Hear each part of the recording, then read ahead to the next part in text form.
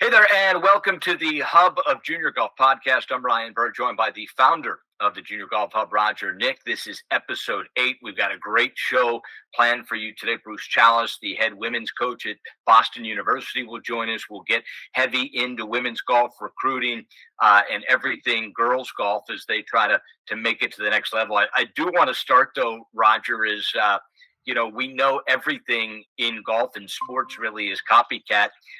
We see it certainly at the highest level in professional golf. The juniors often act like the professionals. And Brooks Koepka obviously winning his 5th major championship, winning the PGA championship. And I'll tell you, I'm still not sure Brooks has smiled yet, Roger. How amazing is it to you, as little emotion as he shows? It is amazing. I mean, for what's going on around him, and he just is so stoic. You got to wonder what's going on inside, though, right? I mean, part of that is, I'm sure over the years he's learned how to manage his emotions.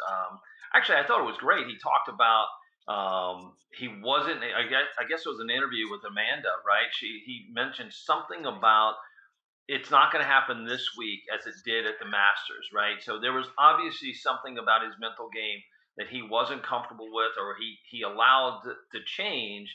And quite frankly, it must not have, right? Because he won and he came through and incredible 54-hole lead, winner, right? So it's kind of starting to think about Tiger Woods and when he's got a 54-hole lead, does he just finish it every time, right? So now Brooks is, I think, 3 or 4, I believe. So Roger, that really gets me to how this goes to junior golf. And certainly the Tiger era, Tiger as emotional a player as anyone we've ever seen, the epic fist pumps, the screaming, the yelling. We'd really never seen that in golf before Tiger, and Tiger's reactions certainly bled into college golf, high school golf, and junior golf, where you would see, and it's not uncommon to see, a lot of fist pumps, a lot of excitement, a lot of energy as kids have grown up with that. Do you believe that this has been coached out of Koepka to the outer show a lack of emotion is from his coach? It is, I never want to know how high the high is or how low the low is. You just keep it straight.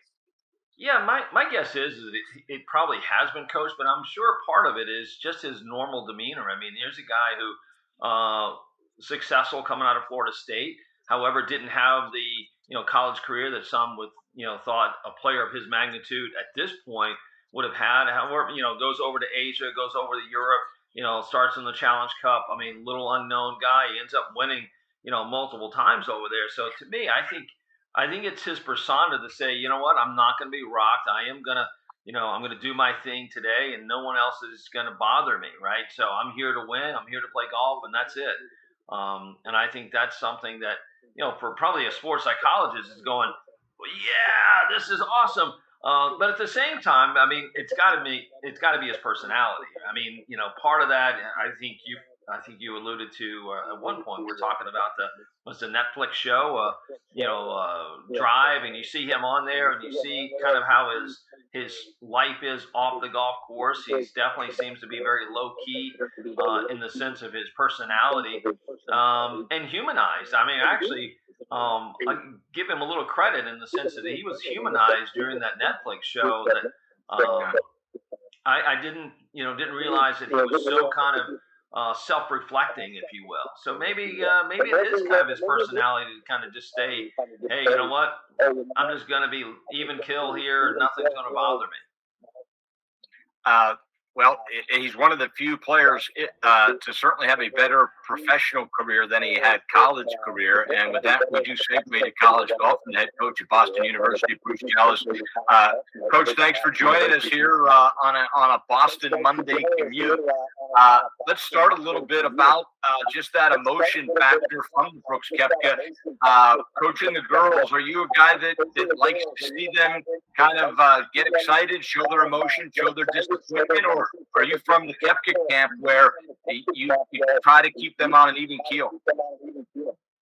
It's a great good morning, first of all. Good morning, Ryan. Good morning, Raj. Great to be here. Thank you for inviting me. Always look forward to being on the show. show with you guys. And it's a great question. And I'm going to say I think I like a little bit of both. I like a player with a little bit of fire. I like a player with a little bit of emotion. And she lets you know when she's playing well, or maybe a little disappointed. But in the terms of the whole season, probably a little bit of Brooks Koepka and trying to be a little even keel as the season goes on. It's a long season. It starts from September through April, May, and it's a busy season. Takes the toll physically, and probably like a little bit of both in tournaments and balance it off as the season goes on. I might want to add a little interesting comments on Brooks and his even keel through the tournament. I was intrigued by Michael Block, who finished T15, low club pro, and interesting what he said, which I really took to heart. He said his success, the way he plays golf and the way he approaches competitive golf, is to be himself, play within himself, and be who he is. Don't try to be anyone else. And I think that came out this weekend, certainly playing with Rory and the crowd, and the crowd favorite. It looked like he did a wonderful job of playing within himself. So that's a great lesson there. Yeah, no doubt about it. I mean, he was very impressive.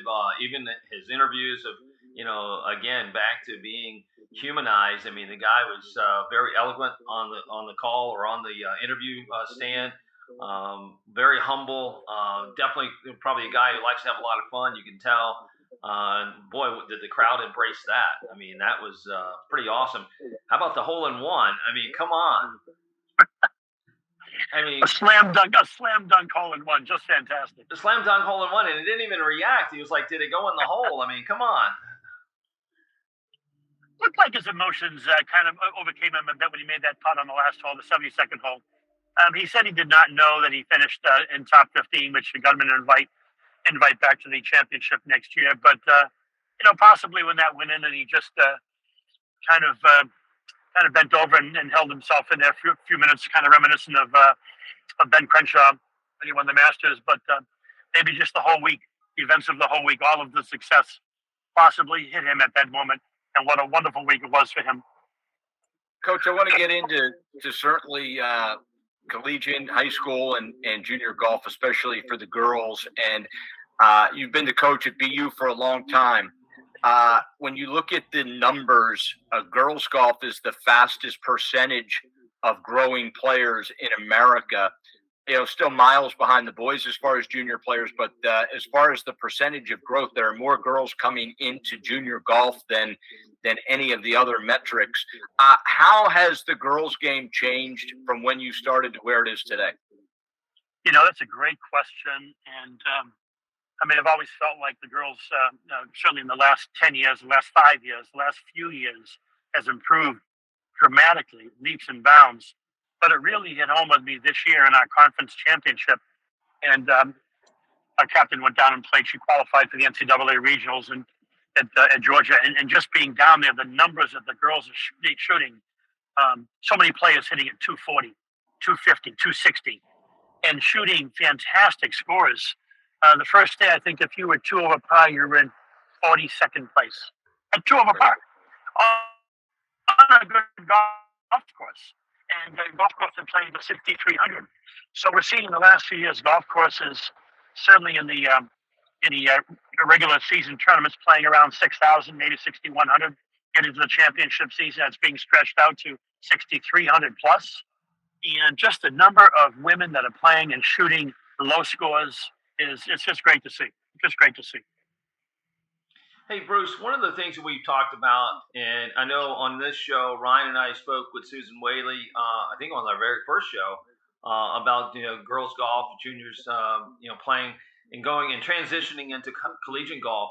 Are there some things that you look for in the young junior players, the girls, that may not show up on a scorecard? Give the audience a little bit of insight as a coach of your magnitude. You've won, Coach of the Year. You've won multiple, championships. What are some of the things that you're looking for in these young women coming into the college game? Well, that's a great question, Raj.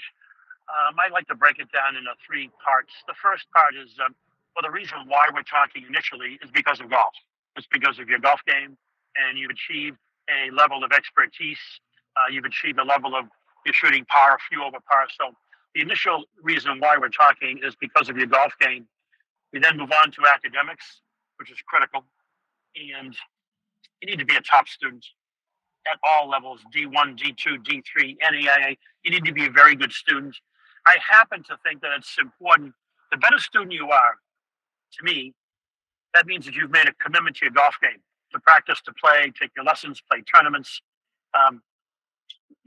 You made a commitment to improve your golf game. And if you do that with your golf game, you probably do that in your academics and probably with the rest of your life. Which brings us to part 3. You have to the golf game. Well, Bruce, I'm sorry, but it seems like you got a little technical difficulty there. It looks like you might be traveling. So can you get to part 3 again? I think we've lost him, actually, Roger. So I'm sure the coach will call back in. But, in the meantime, certainly we can discuss a little bit about where he was heading with that. And the amazing thing to me about college golf, and this is really from the very best team to, the teams that are ranked in the 200s. When you look at teams' GPA, so often when you look at the entire university sports department, the golf team leads that university in team GPA. It certainly speaks to the kind of students that golfers generally are. And, I think there's a commitment that to be good at golf, you have to be able to manage your time and also show that focus. This is not, certainly a sport where, getting back to Brooks, where, it's just emotionally run wild, that is basically based on pure athleticism or, bigger, faster, stronger. There is so much intricacies in this game. That you have maybe a best guess on why golfers are such good academic students? Yeah, well, I think a lot of it is just their discipline. I mean, I think to be a really good golfer, you got to be really disciplined, about what you do and how you go about it. I mean, we talked about practicing. We talked about having a game plan to go practice. And I think the very best, golfers who play at the levels of, the collegiate level, they've recognized that they have to organize themselves to get things done because they are, they have a goal. They have a goal of playing at the highest level. So therefore, they have to be disciplined to stick with that plan. So I know even with us at our academy, we see players. The best players are the most organized. They're the ones that come, get their practice plans done. They're so disciplined to go through that every day, not just occasionally, but every day. They're so driven to get that done. I think we have to Chalas back in. Coach, you were telling us your 3 keys. Yep. Sorry about that jumpy little technical difficulty here. Thought we could reconnect. Yes, once we get past the original golf game, once we get past academics, which is critical, the third part of the pie is and probably the most important. I like to refer to it as who are you? Can you manage your own time? Can you make your own decisions on a daily basis? Do you have confidence? Do you have courage to make decisions, manage your own time, and run your own life? If you can do that, in my opinion, again, that translates into your golf game. When things aren't quite going the way you'd like on the golf course, you're able to analyze and make a quick adjustment during a tournament. So it's the maturity and wisdom and experience that you've had, again, to manage your own life. That is so important to be a successful student athlete.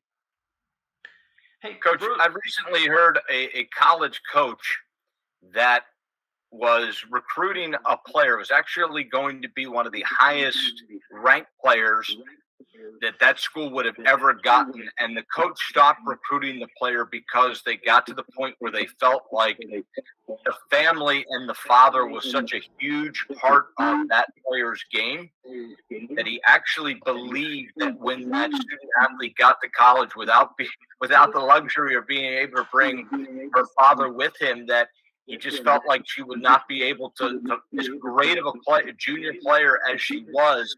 He just felt like he didn't think it would translate to the college game because she was so reliant on having him alongside. Is there a level of independence that you find is important when you're recruiting a player? Oh, sure. And it's right from the get-go. It's right from the initial conversation, text message, email, conversation. I like to, when I initially talk to players, I like to FaceTime with them on phone. I like to body language, watch them, just how they're able to handle themselves, handle questions. And they're just regular, average, normal questions, no trick questions, but just to see the how a young person is able to maturely handle the question. The story you talked about, the coach and the father, and we've heard those stories. There's so many of them, and not only in junior golf but all sports. And it's really unfortunate, but it's a critical time for the parents to realize that there's a change being made. Obviously, they're going to be involved with their son or daughter's life after high school for sure. Yes, of course, they need to be involved in decisions, but it's really important that the junior player take charge and make the decisions themselves. That means any email, any text message, any phone conversation, any on-campus contact. All contacts made with the player and the coach should be with the player and the coach, and not have the parent leading the charge, because the parent's not being recruited. Sorry about that, parents, but your son and daughter who's being recruited, and that's who. Your son and daughter will be on campus for 4 years with that coach, and it gives your child an opportunity to develop a relationship with the coach, learn about the school, learn about the program, learn about the coach. If you have a player who likes the school a lot, and if you have that same player who likes the golf program a lot, and if there's no synergy between the coach and the player, it's not going to work out. It just isn't going to work out for both the player and the coach. So it's very important. My advice to the parents would be to, might be hard in some cases, but take a step back, allow your son or daughter to learn the process, navigate the process, allow them to make mistakes. It's okay. It's okay to make mistakes. On our golf team, it's okay to make mistakes. That's how we learn. How do you recognize success if you've never experienced failure? So it's important to learn in life and learn how to make mistakes and recover from them. Same as on the golf course. Wow, Bruce, that's some pretty good advice there to parents and the junior golfers, to kind of listen to that and hear that and take heed and go out there with a little bit more open regard to failure. So I think that's really good. Bruce, I know one of the things we talk about with our kids is that relationship. You just mentioned having a good relationship or rapport with the coach. Is how to start that. One of the things that I always recommend to all of our players at the Golf Performance Center is to reach out to the coach personally, send a handwritten note saying how they're interested in the school and why it may be an interest for them, but to create that relationship first and foremost before, let's call it, a parent gets involved. I think we've seen a lot of success on our side of it in those relationships becoming something more than just a recruiting thing. It just becomes a relationship, and the coach really enjoys the kid, the junior golfer, and what they're talking about, and that makes it for a better fit. Is that something that you see as well, or do you think is that some advice you would give to players? No, that's Roger. You're right on. That's excellent advice that you're giving your players. The process actually is not as complicated as people think or people make out to be. It's actually really simple, and the family you actually can control a lot of the decision making and path that you'll be taking. And by that, what I mean is, sit down and think about what kind of school you want to go to, what kind of college you want to go to. A big school, little school, located in the north, the northeast, the south, the west. You want to be realistic as to where you want to attend, and make up a list of 3, maybe 4. Not a big list. 3 or 4 is a pretty good number. It may be changing as time goes on. You may be interchanging and substituting schools for one another, but I see players that have lists of 10, 15, 20 different schools. For me, that's quite a lot. That's all over the country. That's all over scattered majors. It doesn't really show some good thought and initiative as to what you want to do. Make a short list, 3 or 4 schools, and just what you said, Raj. Reach out to the coach on a personal basis. Dear coach, of university so-and-so. And also make sure you get the coach's name and university spelled correctly. Reach out to the university and coach, and I would like to go to your school and study in the ABC School of Business or Communication, whatever it might be. Mm-hmm. Try to show that you've taken the initiative to look at the website, see these different school educational options available, and note that in your initial letter. And I would put that at the beginning of your letter. Your academics at the beginning of your letter, and then you want to carry on as to what your golfing credentials are and how you can be involved to be a good team member for that program. And you want to ask the coach. You would like to be able to meet with the coach, talk with him either through FaceTime or meet him at a tournament or meet him at the school or her, whoever it might be. But make a sincere interest at personalizing your letter. It's very important. I'm interested in players that want to come to my school. I really am not interested in players that tell me I'm in the top 5 or in the top 3. I really don't want that. I want to be the number 1. I don't want to be 2 or 3. I want to be number 1. I want players to come to my school, to want to study at my school, want to compete my school, represent at our school, be involved in the student body at the school. That's what I'm looking for. I'm not looking to be in the top 5 or the top 3. Coach, we understand the budgets that exist in collegiate golf, and it is a little bit different than maybe the revenue generating sport, so to speak. You're talking about thousands of players in the United States that theoretically you can't. There's no possible way you could track or have an idea of who's good or what.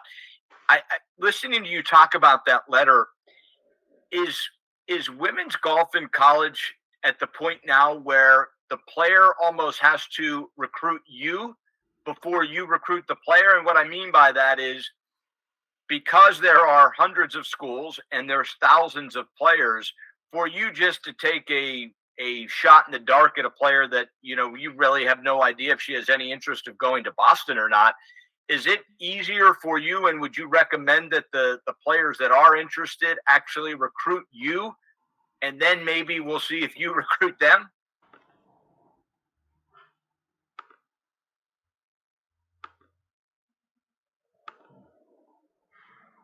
I think we've lost Coach again there, no. Roger. Are you there? Yes, I'm there. I'm getting unmuted a little bit. You guys can hear me okay? Yep. Ryan, that is a fantastic point. And you really hit the nail on the head there, Ryan.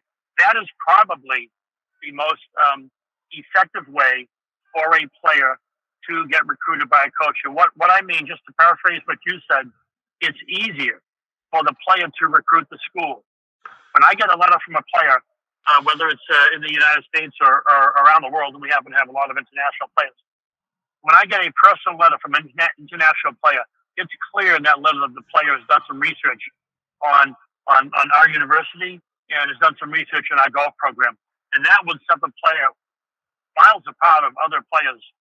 The approach that you had mentioned for a player to do the recruiting themselves, recruit the school, recruit the golf program, recruit the academic school. That is the most productive way to initiate this whole process. I highly subscribe to that. Highly. That's much easier than me finding the player.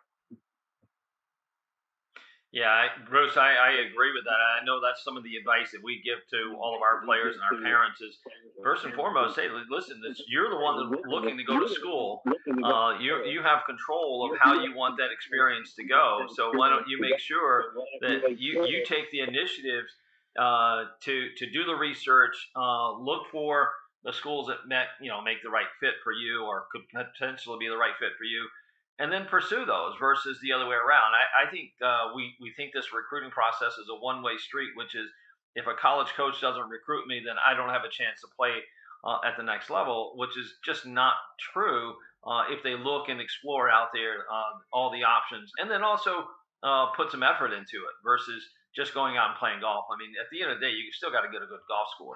Ryan, I know you've gone through the process personally with your son, Caden, and playing and getting recruited, and the frustration of that as well, because Again, part of that too is you could have a really good scoring average, tournament ranking, all of that good stuff, and still not hear anything. Well, there's no doubt. I'll give you a real life example. I'll give you a real life example, and that myself with my own son. Oh, this is back probably about 15, 16 years ago when he was ready to go from prep school to college. And I said to him, "What are you going to do about college?" He said, "Well, I want to go south. I want to go to Florida. I want to play golf. I want Division I. I want to go to a small business school." Well, that narrowed it down only to a couple of schools. And in fact, within a day, he narrowed it down to one school. He flew down, took an interview at the school, showed them his grades, met the golf coach, saw the practice facilities, liked what he saw. That whole deal was tied up within a week. Received his letter of acceptance from the school. Now, I'm not saying that's the way to do it, but I am saying in a highly personalized manner. My son identified one school. He felt like he could get in academically. He felt like he could play on the golf team. It was what he was looking for, and that was a laser narrow focus, which in this case worked out really good. But that's taking charge of the situation. That's doing homework. That's being real as to what kind of team can I play on, what kind of school do I want to study at, the size of school, location, climate, all of that. So to him, I give him a lot of credit, and that made the process a lot very simple and easy on our end. Again, Ryan, I just want to emphasize that was an excellent way. It was an excellent way you put that. The player and the family they should be doing the homework. What school? Academics. To study what? Golf team. Can they play in that golf team? If it looks like that it may work, get in touch with that coach. Excellent way of doing it. The player can recruit the school, and don't sit and wait for the coach to recruit you. I get 125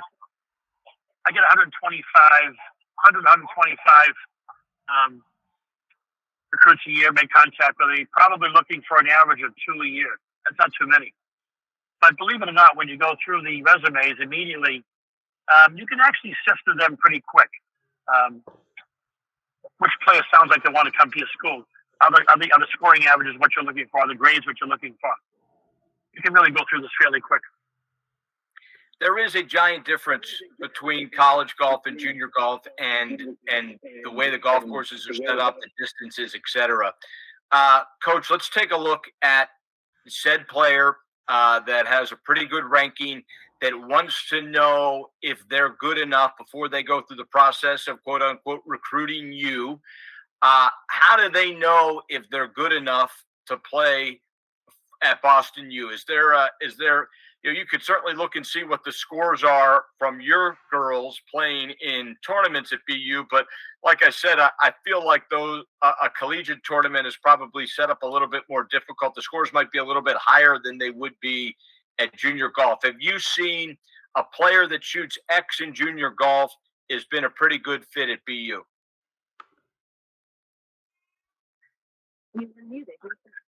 Ryan, when you get to college, we're playing 6,000 yards, which high school, maybe they're playing 5,600 yards.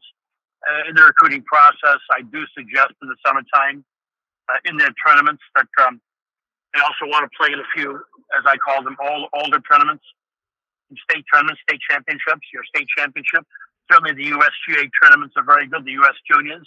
I recommend the US Open, US Women's Open, US Women's Amateur, and the US Juniors. Now, it's not that I'm expecting you to qualify for the US Amateur, although you may, or the US Open, but if you have the courage to enter and to play those tournaments with older players, better players, right off the bat, that tells me a lot.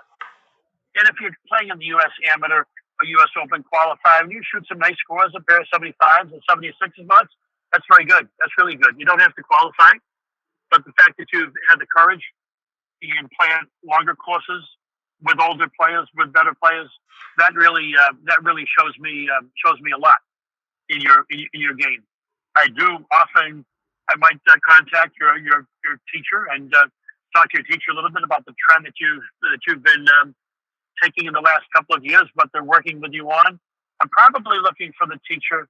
I really want to learn the passion, interest that you have in golf. You like golf.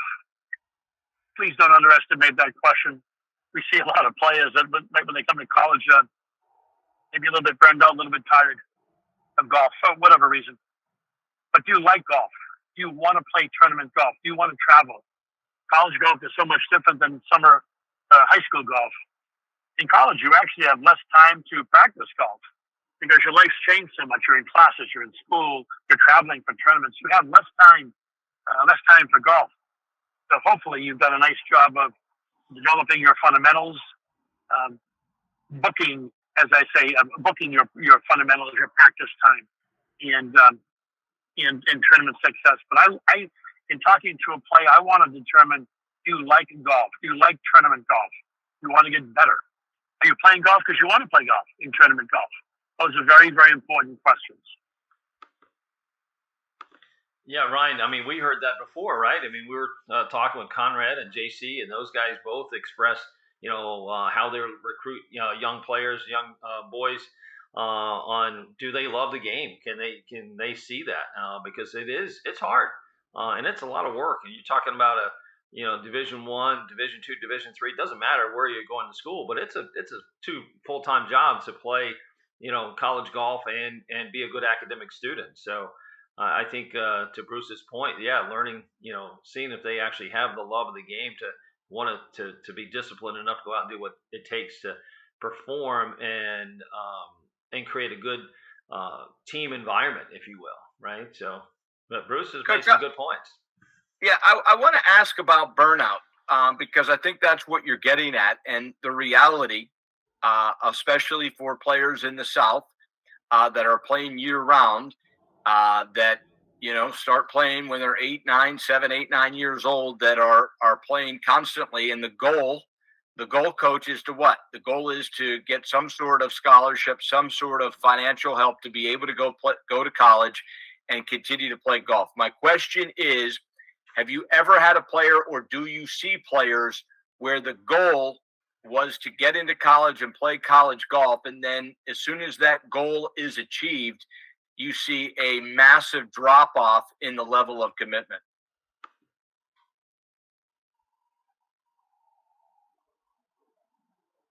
I think he's on mute.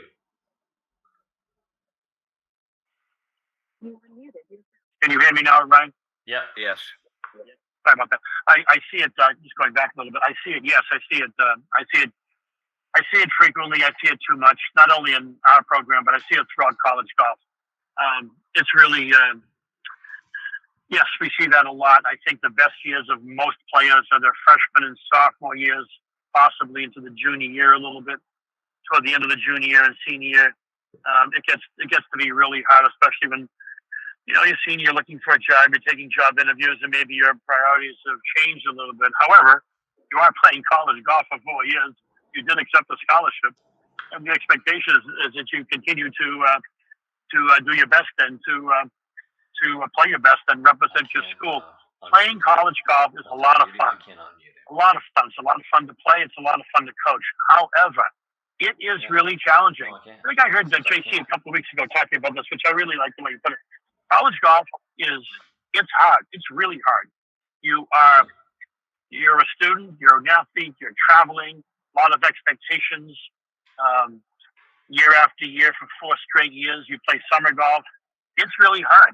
And what can be challenging is even your freshman year, your first semester, you join the team, and all of a sudden you look around, wow, look at these players from different parts of the world.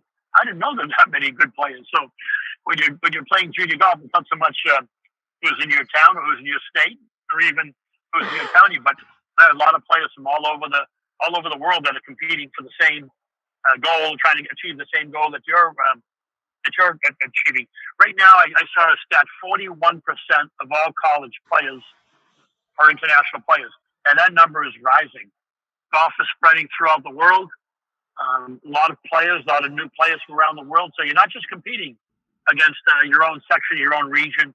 However, you're competing against players from all over the world, and a lot of good players, and players that are hungry, players that want to play.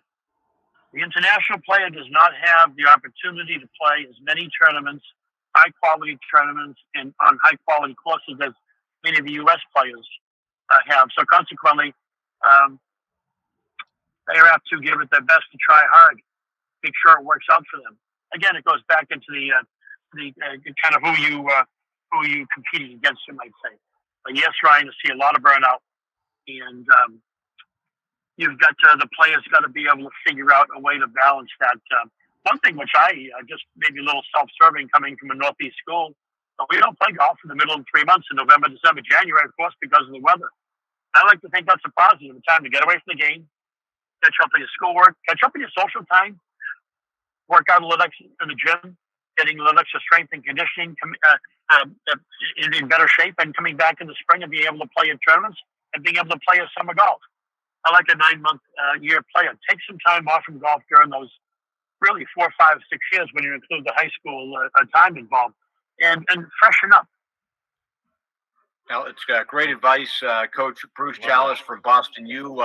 Coach, we really appreciate having you today on the Hub of Junior Golf podcast. You gave us some unbelievable things to think about, and thanks so much for joining us. Thank you very much for having me on. I certainly appreciate it, and I enjoy every time I get to come on and talk with you and Roger and Ryan. Thank you very much. Appreciate it. Okay. Thanks, Coach. Talk to you soon. Yes, certainly, you. Roger, a lot to think about there. And I think the big takeaway for me is for all of our listeners and viewers, it really is searching for answers, if you will. They have so many questions, as we see each and every podcast on the mentions, and feel free to ask those questions. But I think the biggest misconception is you think of other sports and you think about, oh, well, now I can be recruited. It's June 15th. Now I can be recruited. All these schools, I've had this great junior career. Why aren't I being recruited?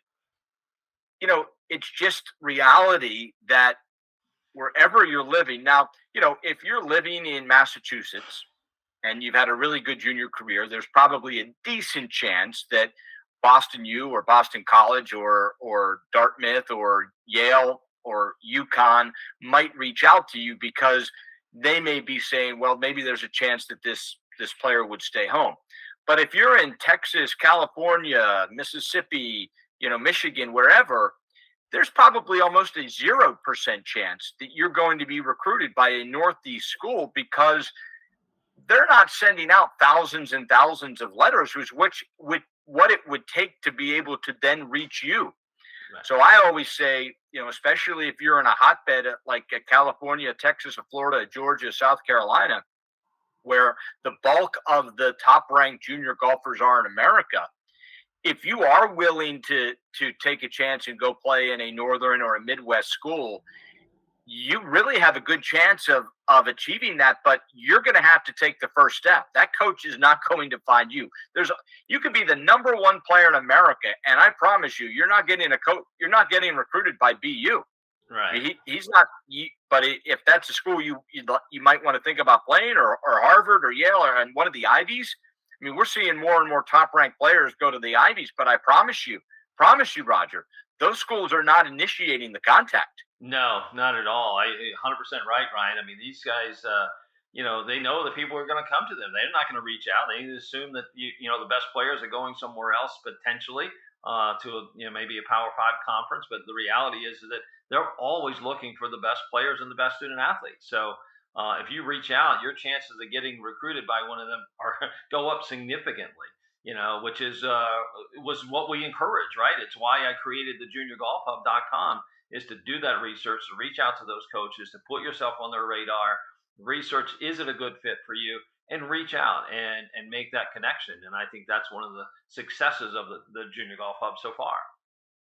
Let's walk us through how to use the hub to your advantage. And for everyone listening, watching, you now have a membership to the Junior Golf Hub, which is the number one tool. I like to call it a tool, Roger, that can help you not only improve your golf, improve your mental capacity, improve how you play, improve the tournaments you get in, but also the recruiting process. So I'm a player that's just starting. I'm moving through my sophomore year or freshman year of high school when I want to start the process of, okay, how to identify schools that I'm good enough to play at, academically would qualify, and think it might be a good fit. how could our listeners and viewers and everyone for that matter use the Junior Golf Hub to their advantage? 100%, Ryan. Go on JuniorGolfHub.com. Use the promotion code that's in the description of this service, this podcast. I keep messing that one up, so I don't want to say it anymore. So it's in the description.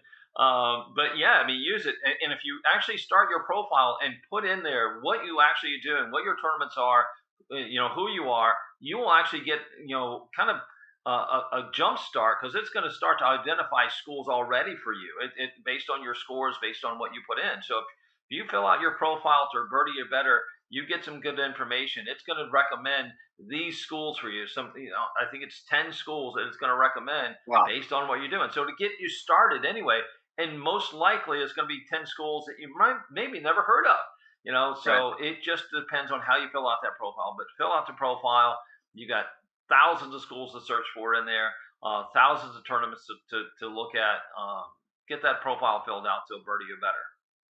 So, long story short, boys, girls, parents, the Junior Golf Hub actually does the tough part for you. It really does, because I had mentioned to Coach how difficult it is that I'm a junior player. I'm shooting in the 60s. I'm shooting in the 70s. The thing I always hear is I want to go to Stanford. Okay? Yeah. That's what every boy and girl I talk to out on the road, I want to go to Stanford. Well, they're taking 2 kids a year, and they're probably in the top 5 in America or even around the world. So the beauty of the hub is a school like Boston U, a school like Michigan, a school like Nebraska, a school like Montana or Oregon or Portland, or like Roger said, a school you've never heard of that might actually be a perfect fit. Just because you haven't heard of it doesn't mean it's not a perfect fit. It might be in a great geographic location. It might have the major your son or daughter is looking for, and it might be athletically and academically a perfect fit. So I can't recommend it enough. The Junior Golf Hub does so much of the work. And those that don't use the hub, that are through this process, ask them how important this tool would have been for them if they didn't use it. So go to the JuniorGolfHub.com. I'm telling you right now, it will do a lot of the work for you in this recruiting game. And it almost is a game, because you, the player and parent, because it is now your job to recruit the school, you must first identify schools that are good fits. It doesn't make a whole lot of sense to send a letter to Stanford telling them how much you want to go to Stanford if you're shooting, if you're not in the top 5 in America, to be honest. It doesn't mean you're not a great player. It doesn't mean you're not going to go to a great university. You will. But identifying the right fit is a big part of the game in the Junior Golf Hub, Roger. I know it is helped thousands of players, and we really are trying to get players to understand that while this is intimidating, they do have help, Roger, in the Junior Golf Hub. They do have help, and it doesn't have to be intimidating. It just takes a process. Start early and work on this often. Again, this is part of the process. If you want to play collegiate golf, you need to do the work of where do you think you're going to go, right? And start doing it early. Well, episode 8, certainly great to have Coach Chalas on from Boston U. Great to hear a perspective from a Northeast school. And most importantly, my takeaway from episode 8 is you, the player, you, the parent, a lot of the work when it comes to golf is on you. It is not like football and basketball where they come to the gym on Friday night and watch you play. That's a rarity in college golf because of recruiting budgets and because you have so many players playing in so many different spots all at once. So if you take anything away from episode 8, you must be the recruiter first and then find out if it's a good fit. So Roger, thanks as always for everything in the Hub of Junior Golf podcast, and can't wait to see you next week on episode 9.